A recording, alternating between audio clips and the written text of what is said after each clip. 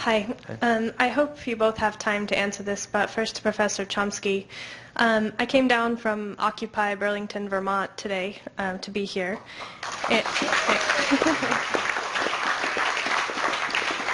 And I'm really inspired by the number of people that have risen up to protest the bullying, as you put it, of American elites in many respects through the Occupy movement.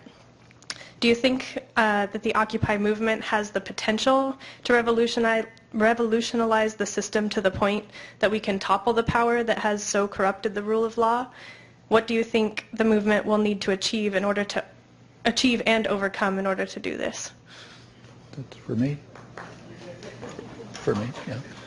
Well, I mean, I think the Occupy movements, which are now all over the country, in fact, all over the world, are a very exciting development, in fact, inspiring in a lot of ways, and really unprecedented. I don't know of anything quite like them in the past, which makes sense. This is an unprecedented period in many ways. What can they achieve? They've already achieved a lot, I think. They've shifted the range of discussion, which is quite important. They've, at the very least, are laying down a legacy from which you can move on. There are short-term things that they might be able to achieve, which are quite urgent. So to take one, in just a couple of weeks, the Deficit Commission is due to reach its decision, which will probably be stalemate.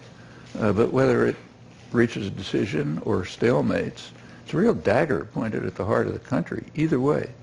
Because if it doesn't reach a decision, you go into kind of an automatic trap that's been set up, which is aimed at doing exactly the opposite of what Americans want. It's a rather striking fact. You take a look at polls. First of all, the large majority of the people don't think that the deficit is the problem anyway, and they're right. The problem's joblessness. There shouldn't be a deficit commission. But even if you keep to this minor question of the deficit, very large majorities have a solution.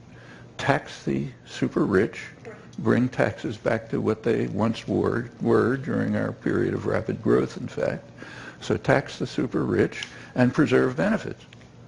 Even Tea Party supporters take that position. Protect the benefits, which are not great, but are crucial for people.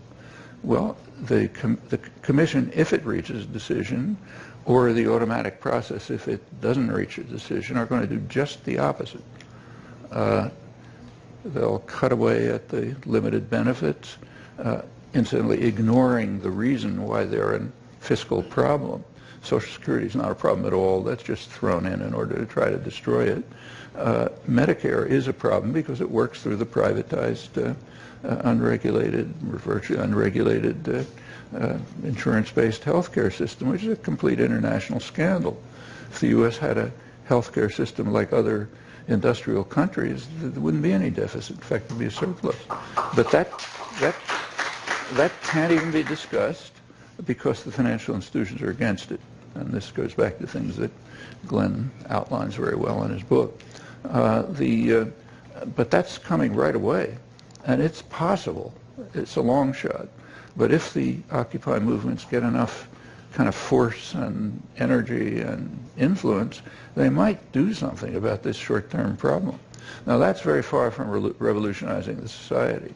When you talk about deeper problems, more long-term ones, it has to be understood, and I think is, that you don't get these things overnight. Take, say, the civil rights movement. I mean, that really began in a militant form in the 1930s. It was years of struggle before it even, reached the possibility where you could discuss it. Finally, thanks to very courageous activities, students sitting at lunch counters, freedom riders, all sorts of other things, it was possible to get to the point where Martin Luther King, a great figure in modern life, was able to give a talk, I Have a Dream talk, and some gains were won. They shouldn't be underestimated. The South is a different place from what it was. And in fact, let's take people right around here, Boston. As long as the civil rights movement was aimed at racist Alabama sheriffs, a lot of support for it.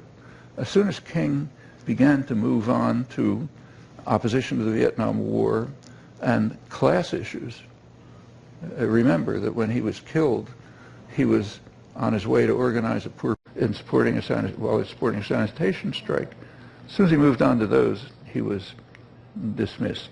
When you listen to the adulation on Martin Luther King Day, you hear about the racist Alabama sheriffs. Well, gains were won after many years of hard struggle. There's a long way to go. The criminalization that Glenn talked about is basically kind of reinstituting what was done in the not long after the Civil War, criminalizing black life and pretty much restoring the conditions that existed.